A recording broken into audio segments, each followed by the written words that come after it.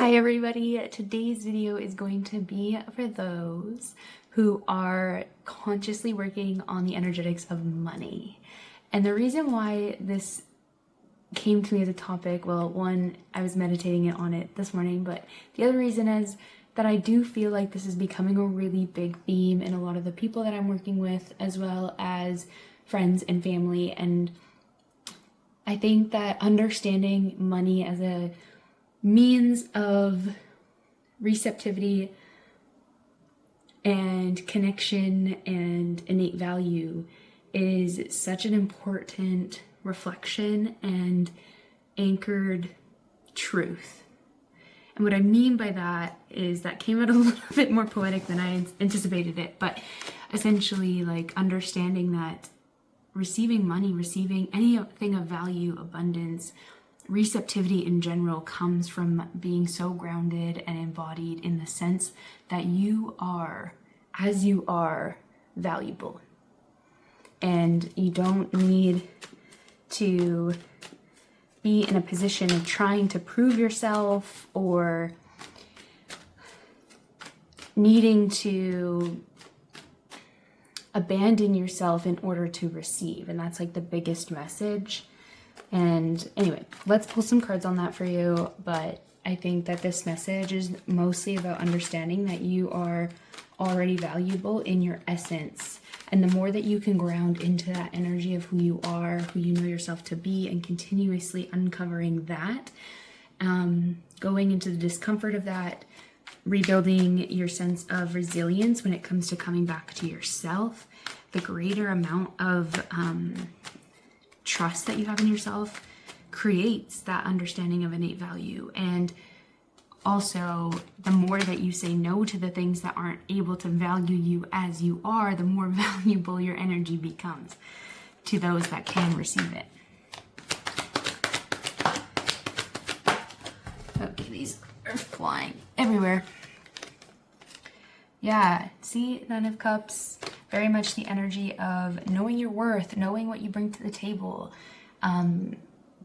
Create a list if you feel like writing that out could be of benefit to you, because I do feel like there's a part of us as a collective, but also maybe within you, and I know within me as well, that has this tendency to look outside of myself to validate my value, validate my worth.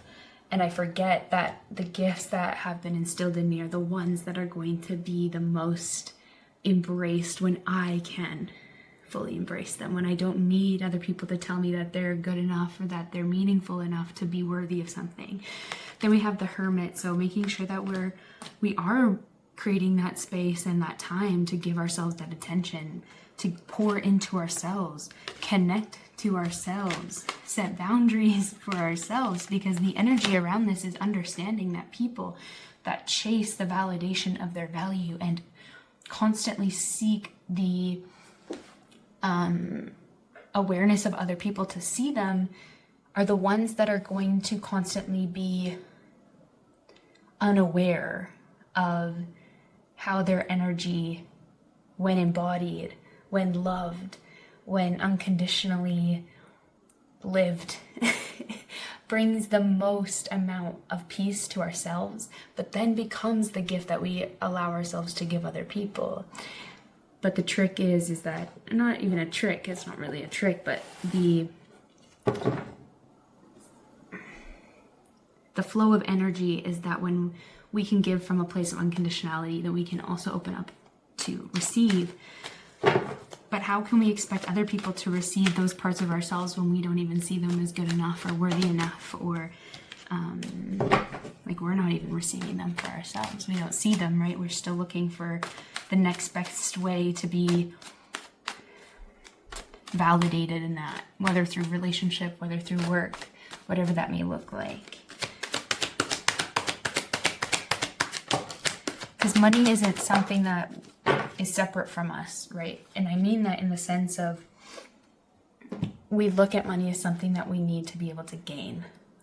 And if we do that, it becomes the kind of the same energy we look at most of the time around love, is that we need to be able to gain love. We seek love through other people. When the reality is that every energy that we feel, everything that we allow ourselves to receive already is. And that's where like this narrative around not needing consumerism, right? Or like the big houses, the mansions, the cars, like that idea is pretty much stemming from the fact that, you know, everything that you need to feel, everything that you energetically can receive, can be received within yourself. You may have experienced in the past this sense of grief, 5 of Cups, when it comes to the energy around not being emotionally fulfilled and or having to self-abandon in order to be able to receive something. And the biggest pattern I see is specifically with people that I work with, so clients that I work with, is this idea that they forget that their relationships romantically deeply also reflect their relationship to money.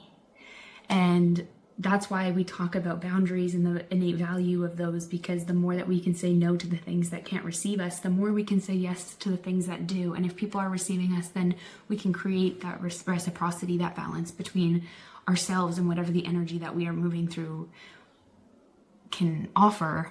And then there's also an exchange, an even exchange. We're not having to overgive to receive.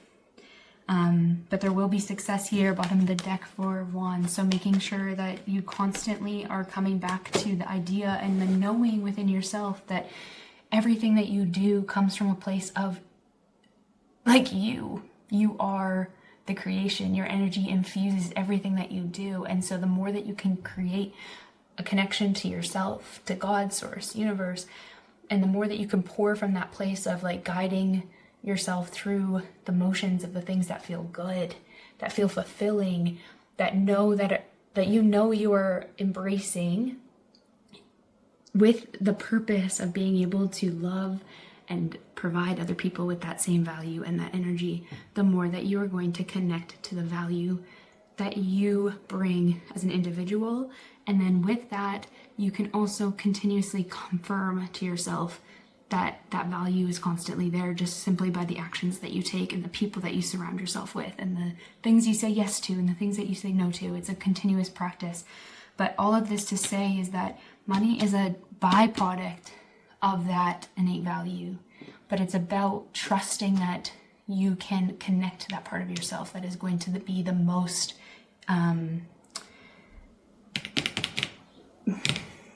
what word am I thinking of?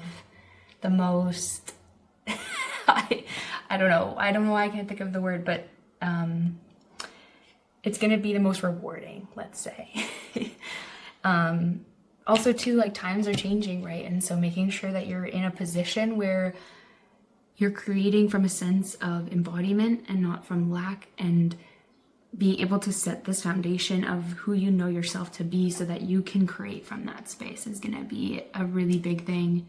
I know that this reading may not have come across as like about money or about how to make money, but think about money as a relationship.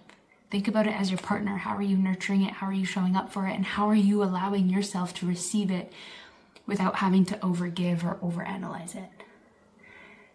There is no meaning attached to money unless we put it there, unless we create that meaning. So allowing yourself to know what you want and working towards the vision of what you want rather than the vision of money itself is going to be the most beneficial at this time. I hope this is helpful. I'm sending you so much love. Please subscribe, leave a thumbs up and a comment below, and I will talk to you soon. Sending my love to you.